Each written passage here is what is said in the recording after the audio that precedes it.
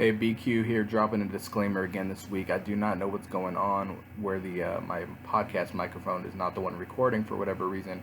Happened last week, happened this week too, even though the settings were in my favor. So we'll get it done soon, but enjoy the review.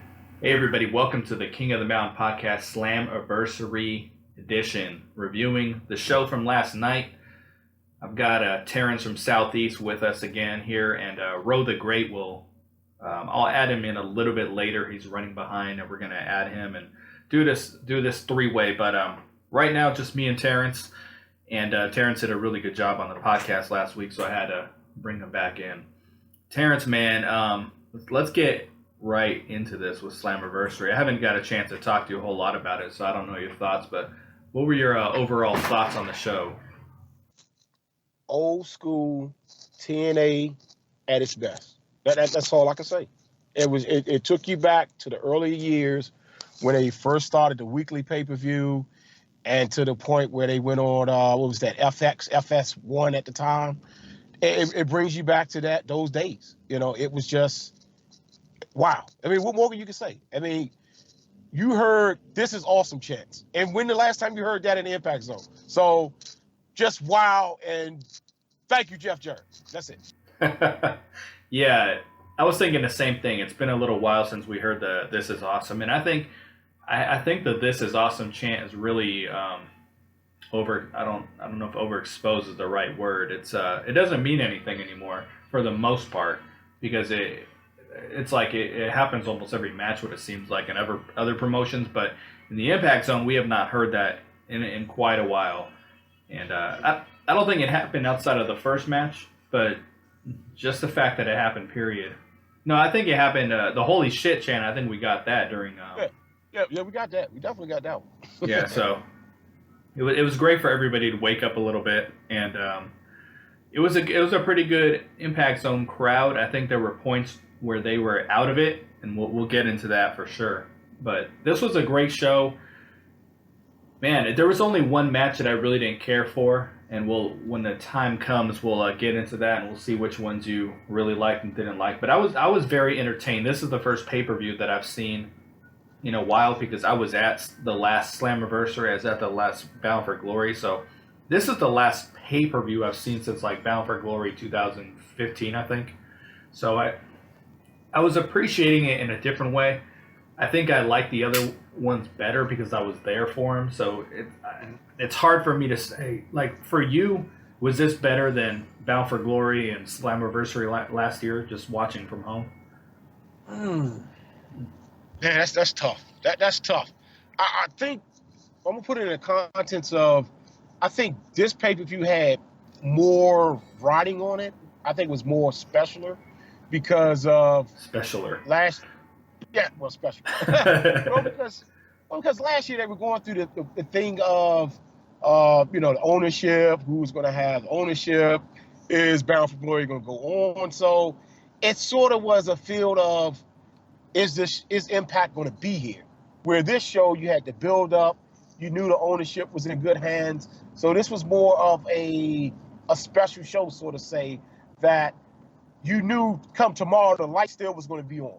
So I felt this show was better in that text, that we knew it was going to be tomorrow, where last year we really wasn't sure from day to day what we were going to get after the pay-per-view. So I felt this pay-per-view set sort of a tone of a changing of a guard, that this is who we are now. So I would have to get an edge to this pay-per-view in a sense, just because of those factors.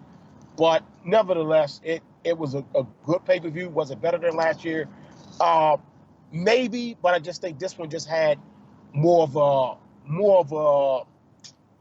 feel that everybody was on board with this show, compared to we were fighting against other company and they hated online, where it was more positive going in for this pay-per-view than any other pay-per-view. Right, as you said, this felt a lot more special, and the last couple of pay-per-views were more like an episode of Impact on steroids, so to speak. I mean, there was nothing, other than the build up to the show. It wasn't anything crazy, because like I had said, I don't know if I said it with you or on a different show, but last year's Slammiversary, I thought the build was better for what they had to work with, but they were trying to get us excited for Bram versus Eli Drake, and the Bram babyface character wasn't that interesting. They're getting excited for Grado and Shira versus the Tribunal. They had some matches they were trying to get us excited for that weren't really that exciting, and it's the roster is a lot deeper this time around. They brought people in, and you're right. It's just a much more exciting feel to it. What did you think about the commentary? Man, well, I mean, you saw anything I posted last night, man. I mean, I thought the commentary was good. I mean, you know, to have Robert Flores out there, a guy that I know he has a history of, you know, has been a fan, and he's done, you know, other sporting events, but to come across as this is first actual live pro wrestling call, and Don West, you know, the king of cliches. I mean, I thought it was a good commentary booth, man.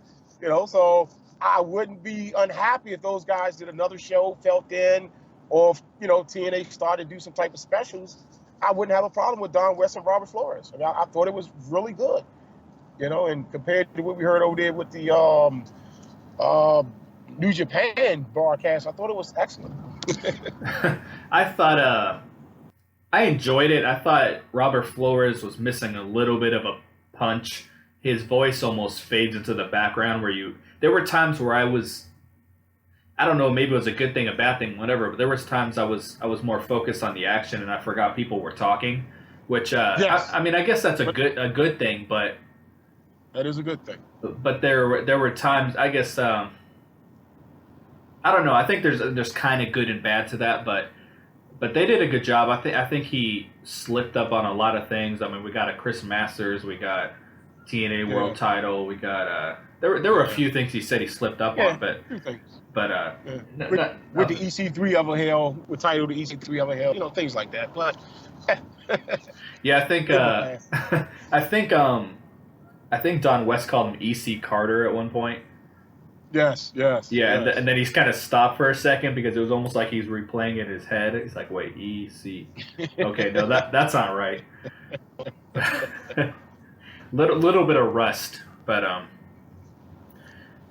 have to admit, I did miss Josh Matthews in a booth a little bit, and JB. I'm just so used to their voices, so I kind of miss what they do bring to it. But you know, hopefully this is the end of the bickering and everything. We can get back to just like them calling professional wrestling. But so, did you get a chance to watch the pre-show match? Okay, so I missed most of this because I was watching on the Fight app, and I didn't know that. I mean, I heard the rumblings of a pre-show, but I figured I had the Slammiversary pay-per-view pulled up, you know, and the countdown was going, and I didn't realize the pre-show was on a completely different channel or whatever. So I opened up a new tab on the internet, and I pulled up pre-show, and it's like, oh my god, and it was in progress. So did I miss anything? I think I read online the owl flew around and stuff, but I don't know if I missed anything or not. It was in the middle of the match when I turned it on. Yeah, he didn't miss anything spectacular from the pre-show. It was just the mixed six-man tag match. KM, of course, took the loss, but you know, it wasn't anything spectacular. It was just to, you know, pretty much continue to get over Ali and Braxton Sutter character, which they, you know, seems like they got very big plans for those two. So, you know, other than that, you know, they did a lot of building up for the show itself. And, you know, I mean, you know, very rare you get a pre-show from a TNA pay-per-view. You know, I don't remember the last time they did that with an actual match. So maybe that's the direction they'll be going forward with. I hope so. It seemed like the crowd was pretty engaged. Seemed like the action was pretty quick. You know, like from what I saw, they were moving with purpose. Yes. I kind of would have liked to see Ali get the, you know, we got to get some kind of payoff on this angle at some point. You would think Ali would have got one over on Laurel, at the, you know, as far as. But I like that they, from what I saw now, I would tune in for the second half, that Ali was more portrayed as a wrestler this time instead of someone learning to wrestle. Yeah, she was. Oh, okay. I was hoping that was the case for the most part. I don't even remember Shira being in this match. I think Congo went over the top rope with him or something like that. Yeah. Yeah. So Yeah. You didn't get that much from Shearer in this match for some reason. all right. So they brought him down to earth. Yeah, I guess something sort of. But I heard Grado's on his way back, so Yeah. maybe not. Yeah, maybe we'll get a dance off this Thursday. So, but Braxton and Allie are actually my two favorite stars in the entire company. So I was happy they got the win. I feel like it wasn't until I read this online today that I really pick up on this, but. Do you feel like under the new regime they have pulled back on Allie? Not pulled back, but it's like I'm not saying they're not pushing her, but it feels like the momentum is not there like it was previously. Well, I think you got to look at it as twofold. I think one, you had Maria was there, so that was a part of the angle where she was Maria's sister. Maria kept her down. Then you got to look at the changes that was made with that when they left. And I think what the question is where they're going to go at next with her. Is the Laurel Van Ness thing over with? Or is Allie going to be thrown into full knockout competition? What's the deal? But there again, also you got to look at also factors. That the other factors that they've been incorporating a lot of new talent. They did the unification title match last night. They have been shuffling, different knockouts in. Not many that we have really noticed getting the push, but she's right there. Outside of her and Sienna, I mean, she's really number 3. And I know Gail is coming back, but she's still right there in the thick of it as far as airtime, exposure, popularity with the Impact Zone and the fans. So I really don't see them taking that much away from her. But you got to wonder where she goes at from here if this feud is over with between her and Laurel Van Ness. I was really happy to see that Laurel had the mist on the dress. I think there's some storytelling here because we've seen Allie. This is like the 3rd week in a row now that she has chased Laurel with a kendo stick. So I think Thursday we're gonna get the blow off there, and I think it's gonna be some kind of clusterfuck match, no DQ or some kind of street fight which I don't know how well that works because we just got the no DQ match. We just got a street fight last week, so that's just my assumption. That's kind of how they blew off the Gail Kim and Maria storyline. They did something. I don't know if it was a no DQ or what the rules were for the match exactly, but yeah, I kind of think they're going that route with it. I mean, they can't continue to have her coming out this kendo stick if there's not a purpose for it. So we, I feel like the packages they put together for this show were done better than any of the lead up to the pay-per-view. It's like they could have incorporated a lot of that into the episodes of Impact and everything. So opening match. I mean, I thought they did a good job of all the packages. You got to give them credit. That's all I gotta say. You got to give them credit for the packages that they produced. I mean, you got to give them credit. They was right on point, and they hit a home run with the packages. Kevin Sullivan's doing a killer job. I was mortified. I was looking at my Periscope, and it showed that he viewed one of my podcasts, which he could have watched 5 seconds of it for all I know. But he was a viewer of one of my shows, and it was from about 2 weeks ago, and it was probably my most negative review I've ever done about the product. One of the India tapings that I didn't like. I was mortified when I saw his name on there. It's like Kevin Sullivan was a viewer. I was like, oh my god. Hopefully he tuned out after like 5 seconds. So I'm really hoping so. So the opening match of the evening was the GFW Tag Team title match. So we got LAX against El Hijo de Fantasma and Drago, Marufuji, Ishimori, Garza Jr., and Laredo Kid. So I think this was the match of the evening. I thought it was going to when they put it together. I thought it was a little slow to get moving at first. Like they were kind of doing some weird stuff, but man, by the time like it really got into this match, I mean, there were so many moving parts, and I first of all, I didn't understand the format, like the rules. Is this? I think I heard them say they're using something rules, but I don't know if it was Lucha Libre rules. Okay, so they can come in, go in and out as they please. That's weird. I haven't watched like the Lucha Libre like Mexican wrestling since I was little, like a teenager. So, and I don't can't say I really follow AAA and Crash. I would watch them if I had them available, but I mean, I don't. So yeah, I was very confused at first because I was like, wait, where's the tags? And then I remember I heard them say something. It's contested under something rule. So I would kind of like to know what those rules are exactly because there was almost no rhyme or reason to them. It felt like if someone rolled out of the ring that someone could come in. But then after that, it was completely to the wind. Like it was, people were just coming in as they pleased. And then it got to the point there was no tag. I mean, no one-on-one action whatsoever. But what were your thoughts on the match? Were you as impressed with it as everyone else seemed to be?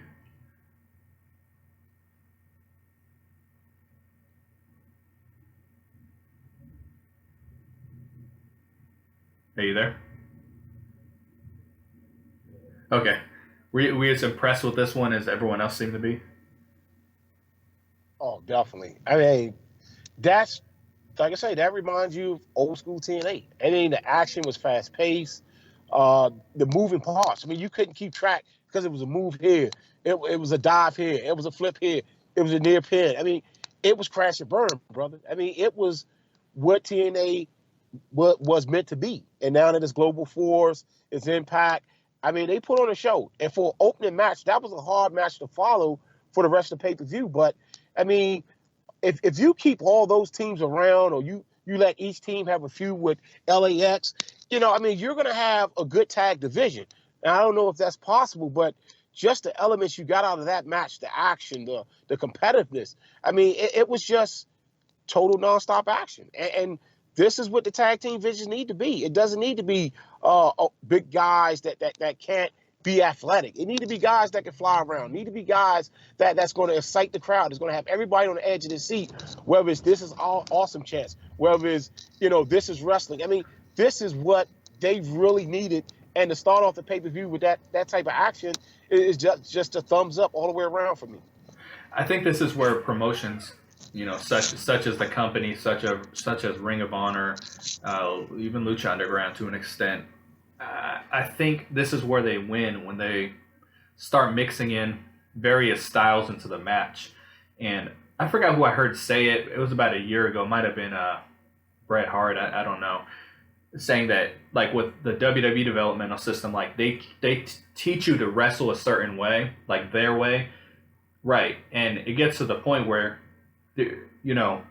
years ago you had people come in from different areas, and now they're like developing you their way, and that's it. And if everybody learns, the same ingredients to cook with, everyone's food tastes the same. So, or it has the same ingredients to cook with. So, we saw a lot of offense in this match that we don't see, in American programming or on Impact. There's just a lot of moves we have not seen before on the show, or some people may not seen before, period. And there were some people who thought this was going to be a complete clusterfuck. And there was a couple moments, Drago slipped off the top rope. That was one of the worst top rope mess ups I've ever seen. But I think that I've heard one of the X Division stars said to jump off their top rope is difficult because since it's a six-sided ring, the ropes are like further apart in the corner, so it does take some practice to understand how to jump off them. But yeah, he crashed and burned pretty bad off there, but they were able to play it off, and they didn't do what they do so many times in wrestling, where if there's like a botch, they try to redo the move. They find a way to redo. Right. They just continued on with it. And I think that makes it a little more believable to where he didn't, he fell. Because you have to, there, so many times in wrestling when there's a botch, they start, oh, well, maybe they start over analyzing it. Oh, maybe the rope was, had some sweat on it, or maybe he was dizzy. Like Jerry the King Lawler was the worst at that. He would Oh, just continue that's on, true, continue on.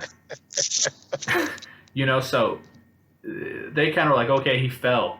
That was it. They didn't try to like make excuses, nothing, and then they just continued on. So really good job with the commentary there. But I think everyone expected LAX to win this thing, because if you don't keep them strong, it's like that complicates the booking from here on out with guys from other companies. Yeah. I'm going to add Ro the Great into here real quick. Hey, Ro, you there? Yeah, what's up, man? All right. We're talking about the tag team title match right now. We're actually just getting ready to move on from it. And I'm sorry to just throw you to the wolves here, but what were you thinking about the GFW tag team title match? Man, you know what? That really got the pay-per-view going, man. I mean, I don't remember the guys' names and stuff like that, but I like those type of matches. I had high expectations for it, and it, lived up to it. It really got everything going. And I know some people would say, I know one of the Lucha guys, what is his name? I forgot his name. Drago. I was just talking about that. Yeah. You know what? Because I had watched it with a friend. I don't think it hurt. If anything, I felt like everyone was excited and stuff like that, and stuff happens. But overall, man, a great match. Yeah, it was a lot of fun. Diamante got injured in this one. I don't know what. It seemed like, I don't know, she just hyperextended her knee, or I don't know what happened. It was a very routine kick, and made me think of the time Blake Griffin just in his rookie year just dunked the ball and came down, was out for the season. That was you're not talking about his rookie. Well, should have been his rookie year, right? Yeah, like he just dunked, came down, kind of held his knee, like it was like a freak accident, and then he was out for the year.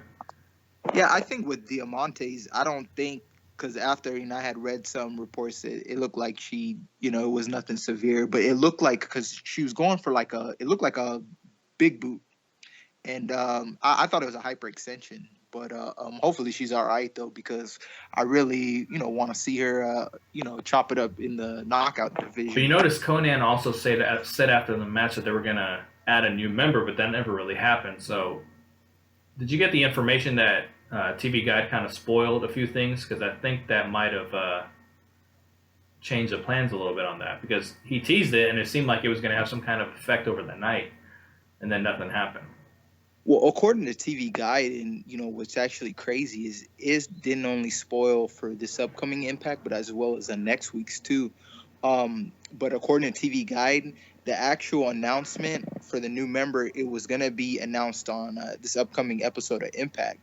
But my thing was, and we've talked about this before, man. Like, I honestly think they gotta, like, Jared and company, they gotta figure out how's this stuff leaking like this, because normally, excuse me, when you hear about potential spoilers, it's usually like, say they advertise a card a couple months from now, and like where somebody might be champion, and one could assume like, okay, well, such and such is going to drop the championship, but these are actual storylines, man, and it was just weird. Normally it was just like, oh, who came out of Slammiversary the champion, tune in this week, but to actually have like what's possibly going to be happening, like, they really got to figure out who's leaking this stuff. Yeah, because I've never seen the preview, like when I'm watching on TV, when it shows a little preview. You're right. It says like who won at Slammiversary. I've never seen it be specific before, ever. So that's absolutely insane. Who were you thinking or hoping it's going to be? At first I thought it was going to be El Patron, because I thought it was going to happen at the pay-per-view, and I figured, oh, well, it's got to be an important spot, so I guess it's the main event. But what are your thoughts on it? Yeah, it's the same thing. Initially what I had thought, I said, what, if El Patron wins in the main event, I could see a situation where we get a double turn. Because I don't know, for me, I don't know about you, but for me, Lashley, like, he's more of a tweener to me. He's not really a face or a heel. Like, I see him as a tweener because he gets cheered. But anyways, I thought they might do a double turn and, show El Patron aligning with LAX and kind of do like a Mexican America type of takeover. But, yeah, it's really just up in the air. Maybe somebody like a Kingston or somebody we haven't seen or somebody new debuting. It's gonna be interesting. It would be nice if it's Kingston because the DCC thing didn't work out. It would be really cool if they added him to it. I think he'd be perfect. We got the strap match after that. Ethan Carter III and James Storm. Was this strap match, did it live up to expectations for you? Did you think it might be a little more brutal? It was like you felt like it was a grudge match, but I just kind of, the only thing I took away from it is just like, really, I don't want to say what are they fighting for, because obviously I get that, EC3, he's the now, and James Storm is, what the company used to represent. The then, yeah. Yeah, the then. So, but it told a story and stuff like that this is his time now. Like I said, I hate to bring up old ideas, but I just felt like had a title been involved with this one, I think it could have meant so much more. It just kind of felt like, and then another thing too, I think this match would have been surge positioned if it would have been the match before the main event, because all the promotion leading up to Slammiversary, this match along with the world title unification match, those were advertised as the two biggest matches. So to have it placed right here just kind of just seemed, not that it didn't matter, but I thought it was supposed to be one of the two biggest matches. So I thought the match was good. I mean, I didn't think it was a bad match by any means. I thought they worked really hard, but I thought it was missing about another minute of storytelling. So when he pulled on the strap and Storm hit the corner, it would have been nice if he were to get some color. That would have helped a lot. But because he didn't, if he would have found a way to beat his ass for another minute, that would have made a little more sense when he dropped at the end. Yeah, I agree. So I just thought it was missing like a minute of storytelling, and if it had that minute in there, I think it would have been masterful. What was he hit that? I thought he was going for a 1%er. He randomly hit the what's it called, the fallen angel, or you know what? It was funny because it's a combination. I think he was thinking of I remember Kid Cash used to do the Money Maker, and it's kind of like it's a double underhook kind of pile driver, but I think that's what he was going for, but he landed like the angel wings. I mean, it was cool. I mean, maybe that's another finish that he might be using, which is good because, we've seen people kick out of the 1%er and stuff. So that's cool for him, to diversify his arsenal and stuff. So I think he needs it because the 1%er, which is actually a move I like quite a bit, but it works better on mid-sized guys, X-Division guys. Like the heavyweights have a hard time taking that move. Even Mike Bennett did, and he wasn't a big guy, but it always looked like shit with him. And so I do think he needs something a little bit different. I think the point of that, I didn't mean to cut you off, sorry, man. But I think the point of it, that move is when you have a move like that, you can hit it on anyone.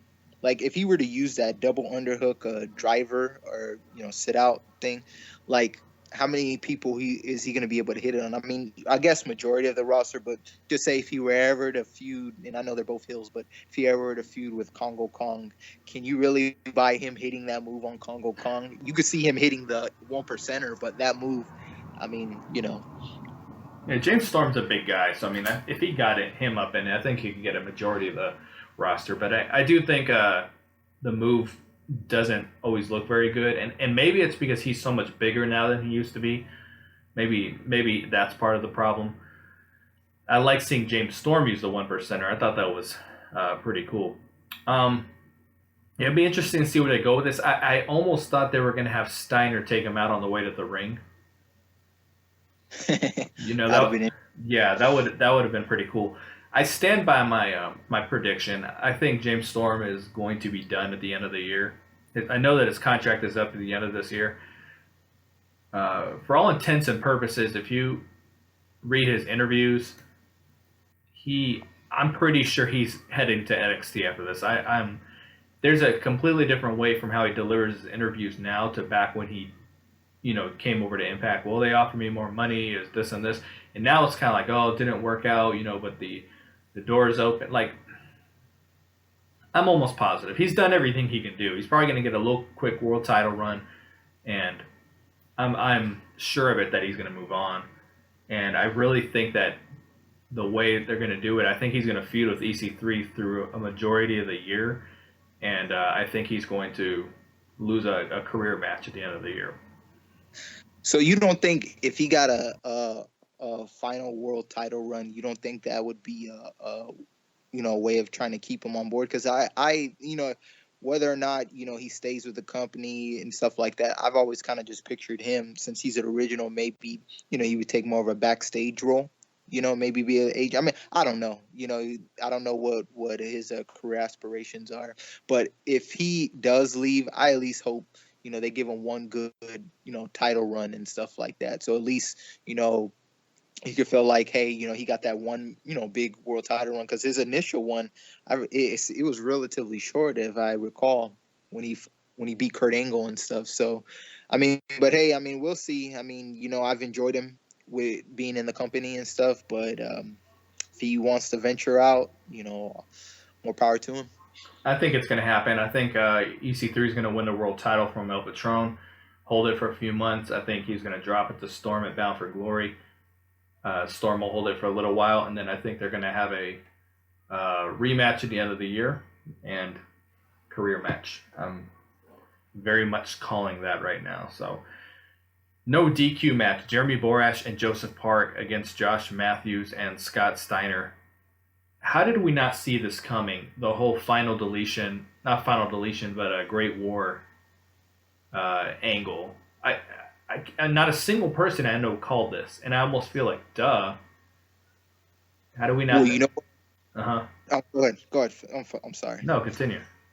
The only thing I was gonna say is, here was the thing. What made this be so good? Because remember, we talked about this a couple impacts ago, about this match, like, oh god, this is going to be so horrible. You just hope that it's serviceable, and it was really good. I mean, what they did and stuff like that, like, with the cameos with Shark Boy and Father James, like, the one thing that was predictable, we knew Joseph Park was going to turn into Abyss and stuff, but it was serviceable. And Scott Steiner, he didn't have to do too much, because I think that was kind of one of the fears walking in. Like, we know Scott Steiner's old. Like, can he even, give a belly to belly anymore? So, for what they did, it was very creative. Like, I really enjoyed it.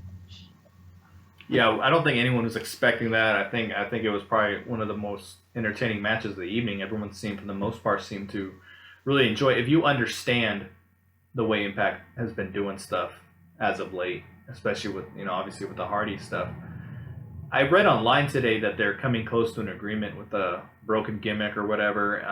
I think the dumbest thing they can do, and what they most likely will do if they have it, is they will rush it and overexpose it. Because with TNA and Impact, the biggest part of that gimmick was the storytelling that led up to it. There was a whole reason to why he became broken, and I could see on the WWE stage him them completely rushing it, because they're not going to spend months on it like Impact did spend 3 months on it. They're not going to do that. So I could see it be rushed. I can see it overexposed, and I think this match here showed how much, like, obviously Matt was the brainchild and he was the on-screen character, but I think this here showed how much JB was in the driver's seat for the big segments, like Great War, to Final Deletion, and all that. So without that vision, the gimmick's not going to be the same if they use it. Well, I even think, like, personally, and I read the same story too. I mean, I'm at the point, just let them have it. I don't think, because even when they were still part of Impact, I kind of felt, just my opinion, people can disagree, that's fine. I felt like it lost some steam once they turned face. I thought, when they had when Matt was heel and he was having Jeff, they were trying to compete for the tag team titles. and he would have Jeff do all the work, and Matt would just sit back and trying to bite people's ears off and possessing people and whatnot. I thought that's when it was at its height and stuff. And then, even with the final deletion was fine too. But I felt like, towards, up until their, run ended, it was losing some steam. And I think, if they get it back, if it works, cool. But I don't think they will get the TV time that they got in Impact to put towards the focus towards it, like how they did in Impact, because there's so much going on, with whatever they got going on over there.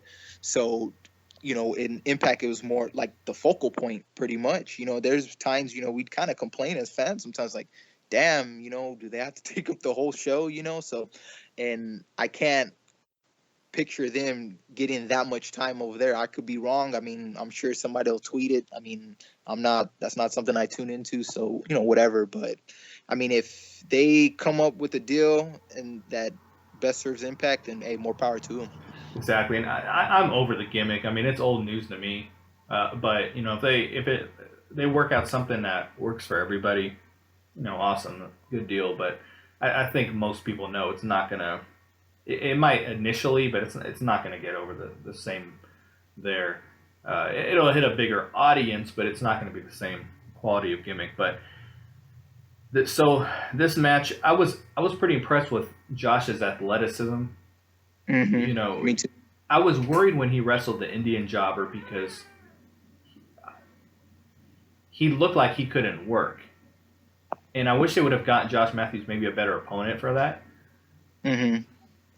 Because in this match he looked a lot better. I mean, he showed some athleticism. I think the two parts that were really funny to me was when he took the backdrop into the pool. Yeah, that was tight. Then JB hit that flip, and then the other one that really made me laugh was when he went up for the swanton and missed it. Like I knew he was gonna miss it. He had been hyping I'm gonna hit the swanton on JB, and you knew JB wasn't taking a swanton, so. I don't know just when he went up for it, I knew exactly what was coming, and he missed it. I thought it was pretty funny, but I mean, surprisingly enough, the matches worked pretty well. The Joseph Park character in the ring he's a character who can't really work, but he sells it with the facial expressions and everything. I mean, he really sells that. Yeah, and the thing that I just kind of hate in this, we all I'm sure we all know by now, Joseph Parks, Abyss, and stuff like that. I just kind of feel, and it's the same thing I'm sure people complain with when they're talking about Ali. It's like, these people can work, and it's like to watch them try to, trick us into believing they don't know how to work. It's just, it's kind of cringeworthy, But hey, it was entertaining. I enjoyed the match. That was one, like I said, we had talked about, we thought it was going to be the stinker, and, it turned out to be one of the good matches. Yeah, it was a lot of fun. I guess I should have said this a second ago. Terrence is not on the call anymore. We're having some technical difficulties, so Ro and I decided we're going to press forward, and if I'm able to get him back in, I will, but we're just going to press forward and knock this out. I was hoping to do a 3-man thing, but not working out, so... Scott Steiner with the fat asses and everything was entertaining. It's funny how much he says that. Yeah. He was kind of over. It was kind of overkill at one point. But I just said, hey, he's Scott Steiner. I guess the way that they were trying to use him as being old and senile and stuff like that. So, but it was, like I said, it was good. It was really entertaining. My friend and I, when we were watching it, it's like, damn, this was a match, you thought was going to be the stinker, and turned out real good. So, good job, everyone involved. And with Shark Boy and Father James Mitchell, that added a lot to it. I think I would kind of hope they keep him around, because the Abyss character is, when he was with Decay, he really needed that overhaul. He needed that change, because the Abyss character was not working anymore. And I remember when I used to watch WWE that, Kane was this really cool character. And then once he took the mask off, and it was never the same when he put it back on, because that degree of mystery was gone. It just didn't work. and it never worked. And I feel like when Abyss put that mask back on, that was the first thing I thought of, and he just looked like Joseph Park with a mask to me. Like I didn't feel that he was transformed into Abyss necessarily. I wasn't totally buying it, but the match was great. It was a lot of fun, and I look forward to watching that one again. Full Metal Mayhem was up next. This was my favorite match of the evening.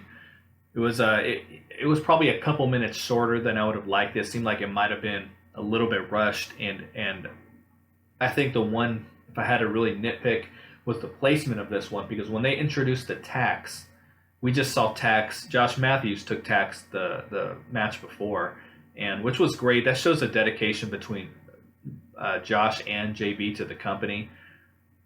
And to introduce the tax again was a little much, but it was a different spot. I mean, they started pouring it down his throat, which was really cool. But what were we thinking about Full Metal Mayhem?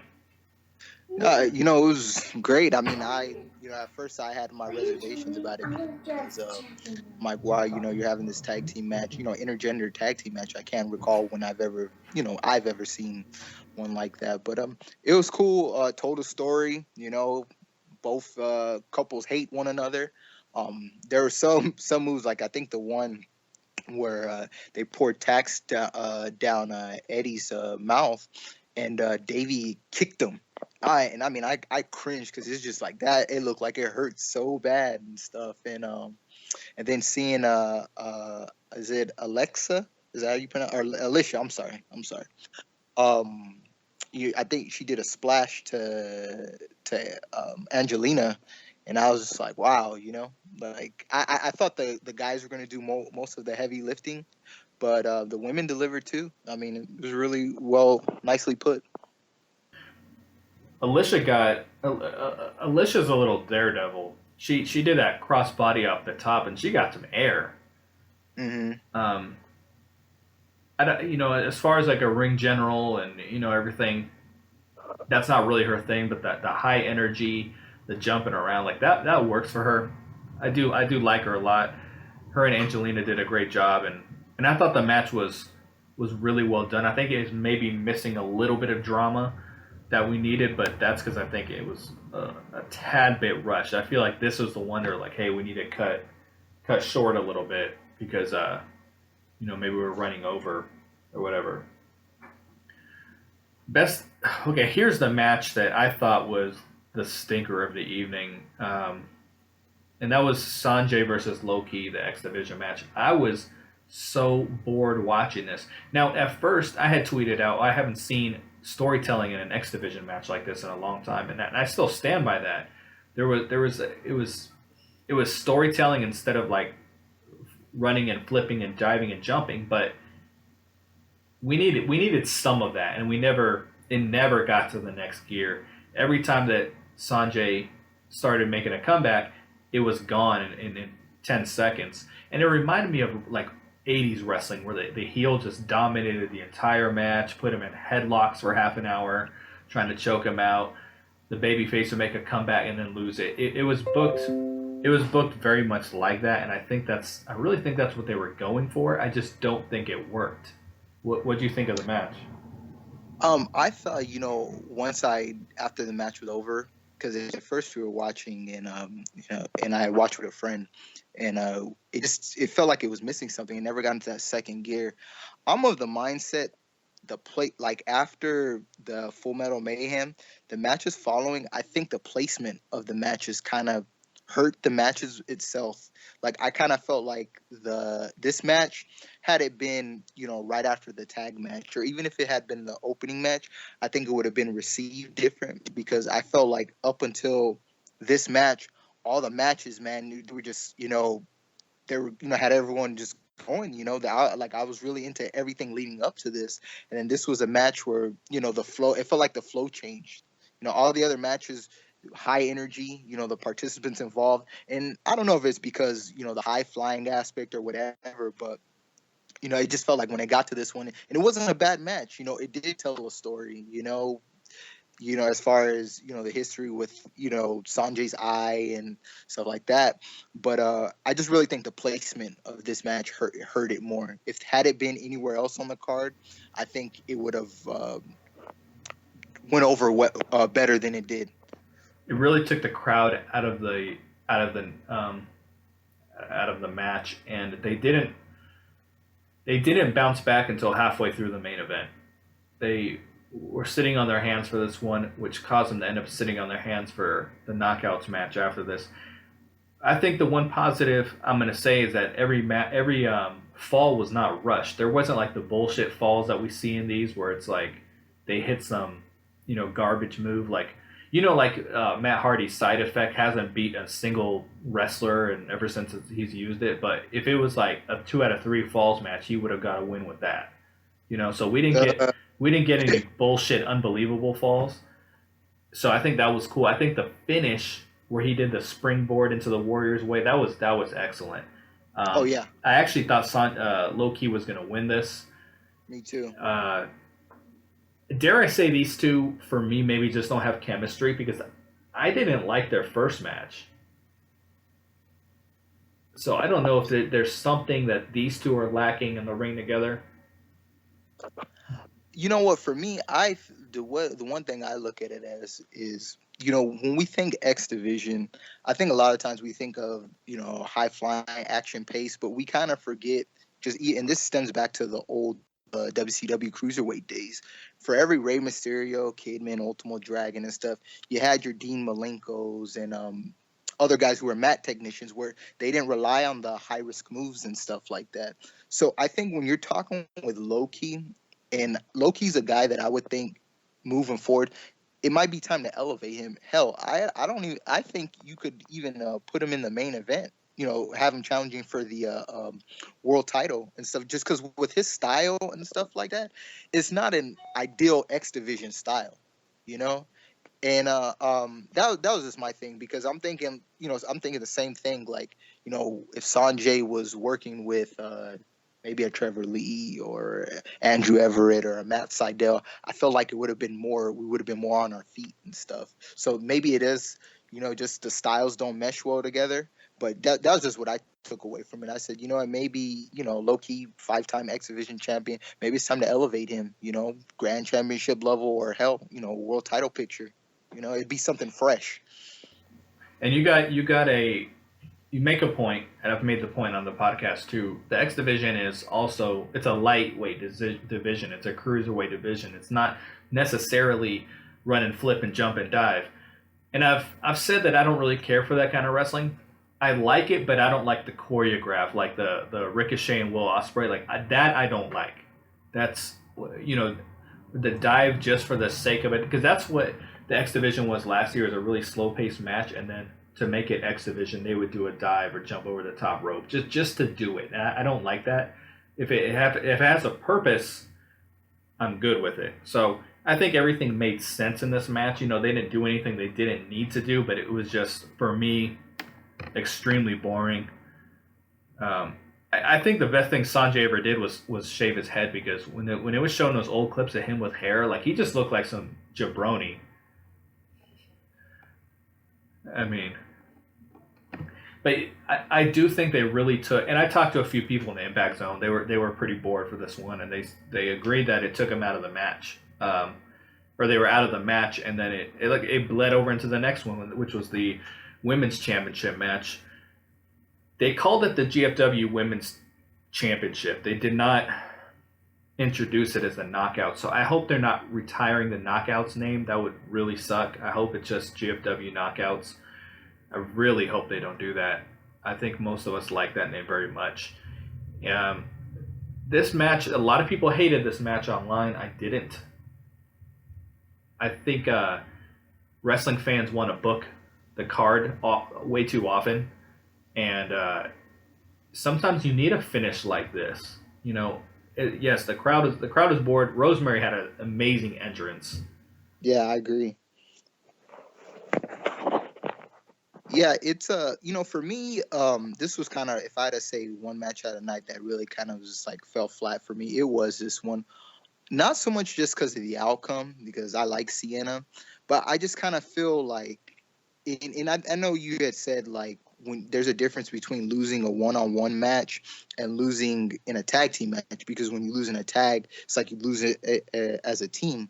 But I mean, if Rosemary was gonna lose, I would have rather, especially with Laura Van Ness coming out and Ali coming out, I would have rathered her, roll a distraction roll up. I know a lot of people hate that, just so it could extend the feud, because I felt like in some ways having her tap made her look weak. But then again, too, I was thinking too. I think with Rosemary, and it's the same thing I say with Lashley, they're better served as tweeners, because I feel like even when they're heels, they still get cheered. People like them, and I think like Rosemary, interacting with Ali, like their allies and stuff like that. I feel like with Rosemary being portrayed as the demon that she is, having her portrayed as a face, it just in my opinion, we can agree to disagree, it makes her look weak. I think this loss, maybe it makes her get her edge back, and for me, she's better served as being neutral. Like I don't think she should be face, or just have her be a neutral wrestler. But that was just my thing. It was just like, if you're gonna have her lose and stuff like that, I didn't think that was the way to have her lose. But you know what, she had the belt for 200 and something days. I mean, can't be champion forever. So, and I have no problem with Sienna being the first unified we're hoping knockouts champion. But I have no problem. I have no problem with either. I mean, I'm a big Sienna fan. She's probably my second favorite behind Ali. So I mean, I was happy in that sense. I think Rosemary was coming close to breaking the record holding the belt, which I kind of wish she did. But I was okay with it. I mean, I personally liked the finish.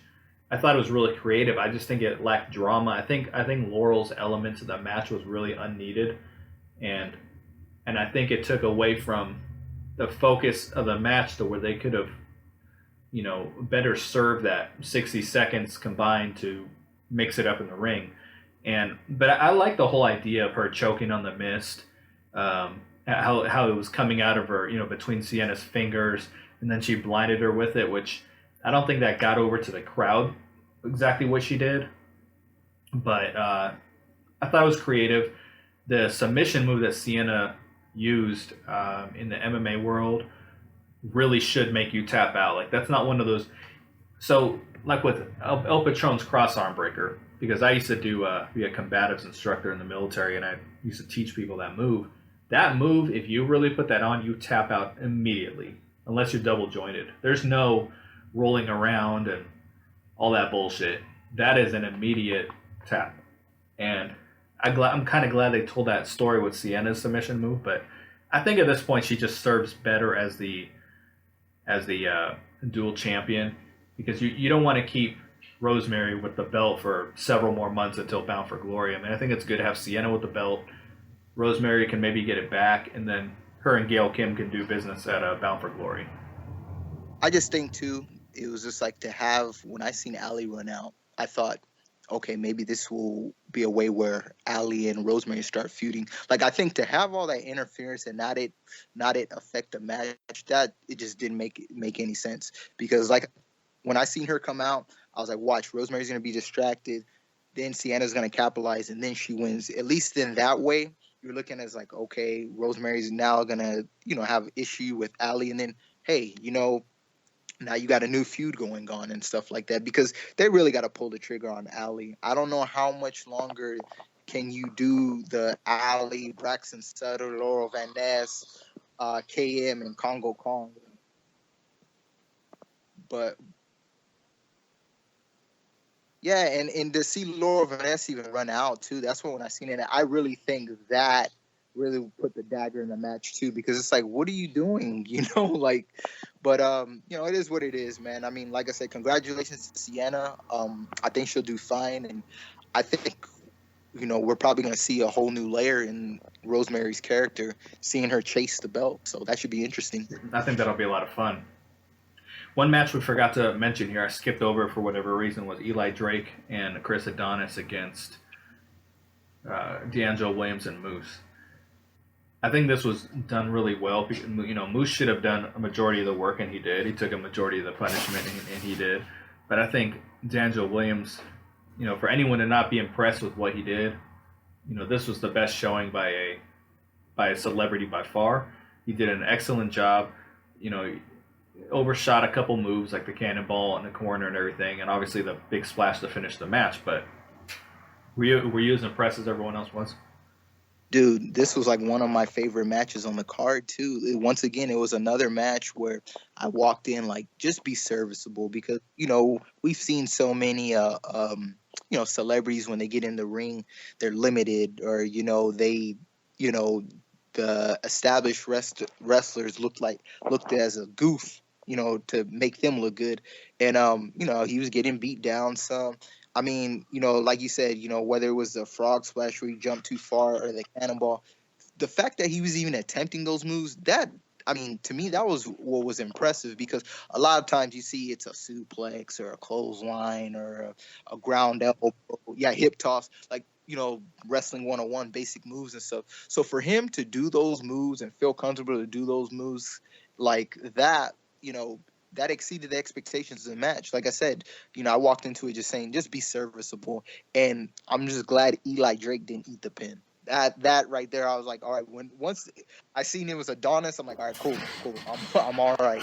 I think the reason he overshot it is because he jumped off too quickly. Like he climbed to the top and then he jumped immediately.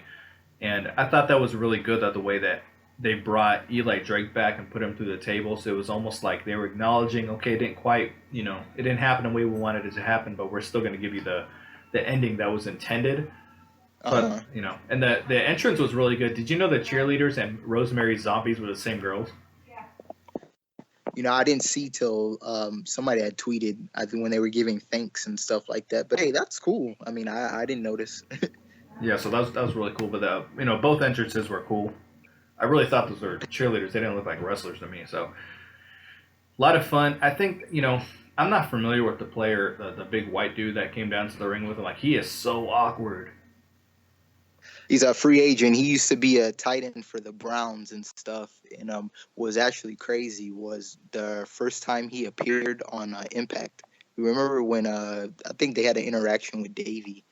And, of course, Trolls came out, but he appeared on Impact. And then I want to say the next day, the Browns released him.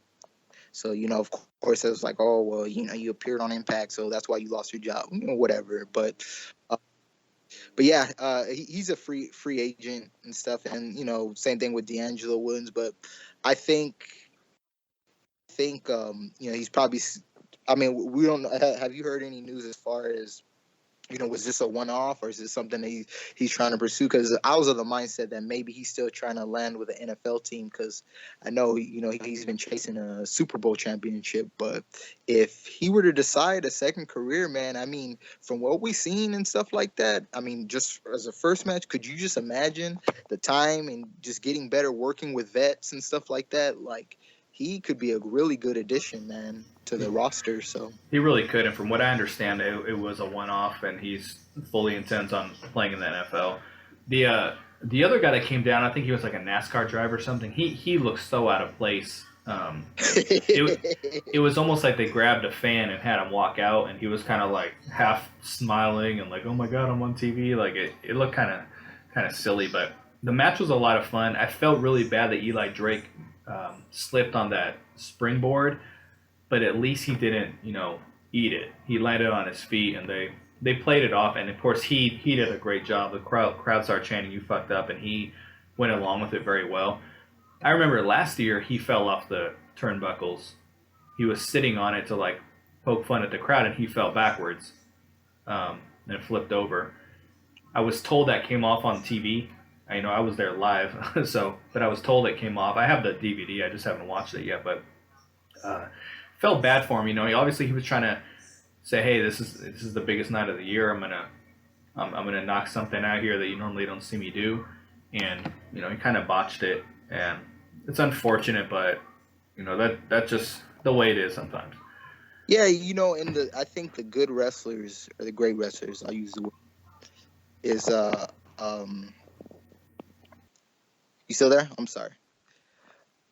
Okay, I think the great wrestlers, when something happens like that, they don't let it stop the flow of the match. Like, because we seen it earlier with Drago when he slipped and stuff like that. Yeah, it sucks because something exciting is about to happen. But like I said, I attribute it to nerves, man. I think everybody was pumped up, to be, live and stuff like that. So you're trying to go all out and stuff. And those ropes, man, I mean, you see sometimes some of those guys who climb on the ropes and girls who climb on the ropes, you see them, even though when they're up, they'll hold, with one hand, they'll hold the rope sturdy to make sure, because you could easily slip. So, but it didn't take anything away from the match. I mean, like I said, it was good. It was better than I expected.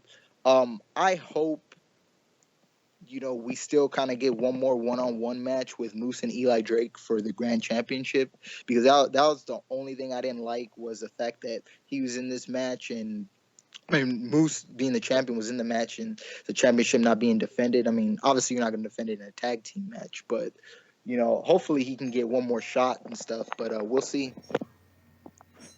I'm thinking the same thing, hoping the same thing. He really needs, that mid-card title. That would be great. Moose has had it for a long time. He's been a good champion, but he's had it a long time. And last year after Slammiversary, they did a Gold Rush episode where all the titles were on the line. So hopefully that happens here as well. And Eli Drake, gets what's coming to him. So final main event, champion versus champion, Lashley with King Mo versus Alberto El Patron with Dos Caras and El Hijo del Dos Caras. So, I thought the match at first looked like a huge clusterfuck as far as all the people coming down, that they didn't really serve a purpose. And the crowd at this point was still out of it from the X Division match. They, at one point when the cross armbreaker was on Lashley, you could hear all of a sudden the crowd woke up. It was extremely obvious.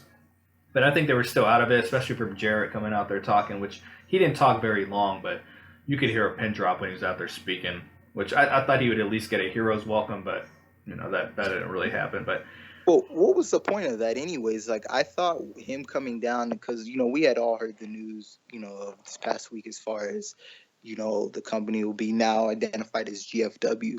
I thought him coming down, I thought that's what the announcement was going to make, because even when I was letting my friend know, he's like, they're changing your name again. And I was just like, yeah. And I kind of gave him a, rundown of what was going on. But I felt like he could have, if he was going to come down, he should have used that time to explain the change that was going to happen. Because if you were a casual fan ordering the pay-per-view, you're hearing the unification of GFW and Impact and stuff like that. If you're not familiar with GFW and stuff, you're like, well, what are they unifying? Unifying. So I thought he could have done a better job explaining the changes that were going to happen. So, people, who maybe don't follow the product like, we do, or a lot of us fans do, have an idea of, the changes that are about to happen, but. Yeah, it would have made a lot of sense to get some clarification on the GFW thing instead of just randomly throwing it in there. This is a perfect time for him to step out and say, hey, this is what's going on. So that's not what happened. But I saw some people say these two lack chemistry in the ring. I thought they worked extremely hard in this match. At no point was I like, oh, these guys are just clunky. Like, I thought, Alberto did the dive to the outside and missed. How often do you see people miss that move? Like, that's a safe move. You dive, the guy semi catches you. It's very rare someone misses that and just hits the ground. So yeah, it this match for me, I mean, it was okay. I think and like I said with the earlier matches, as far as like the tag and whatnot, I think with all the high flying going on early in the show, you have to realize not everyone works that kind of style. So this is it's a heavyweight bout. So, a lot of the crazy stuff that you've seen earlier in the program, you're not going to see. But, yeah, with that dive, to take that bump, you don't anticipate, veteran wrestlers, older wrestlers and stuff taking moves like that. Usually you see young guys taking, bumps like that. So for El Patron to take, the bumps that he took, man, I mean, that was pretty impressive. It was. I thought the inclusion of King Mo and Dos Caras was really awkward. I'm laughing because someone tweeted that at King Mo, like that I just retweeted. I don't remember exactly what he said. Basically, that it was, didn't do a good job, and shouldn't you be training for a fight somewhere? And King Mo responds, "How about next time you step out there for me, step your game up, or something like." It was something along those lines. It was a good comeback. I retweeted it. I don't remember it off the top of my head, but I thought it was a little awkward just because with Dos Caras, I felt like he reminded me of my grandfather, like chasing me around the house with a slipper, but he wasn't that fast when I was in trouble. Like it was just a little awkward. But I think, Mhm. Go ahead. I'm and sorry. I think it was cool having them there. Added something to the fight. But see, there's my thing though. I just kind of just feel like having them ringside, like it has me to believe, or it would have some people to believe, like one of these guys is gonna have they're gonna be a reason for the outcome of the match, one of their involvement, and that's the thing that when you have someone in the corner or the interference, like it to have the interference, it needs to determine the outcome of the match in some type of shape or form, because it's like otherwise you just have people there, and if they're not gonna have any outcome in the match, like what reason does it give? Like say Lashley, really, if El Patron's dad's not, and I know El Patron's the face of the match, obviously, of the feud, but if he's out there and he's not really a threat, what's the point of doing anything? And I guess he's playing the heel, and obviously heels you attack the face manager, whatever, like that. But I just felt like, and then even with King Mo, like what did he really do? If he's supposed to be in the heel's corner, I'm looking for him to pull the referee out, or maybe give a low blow when the ref's not looking. But he was just there. I mean, I don't know, but that was just my take. 1 second. I'm sorry. I'm wrapping it up in the next minute or so.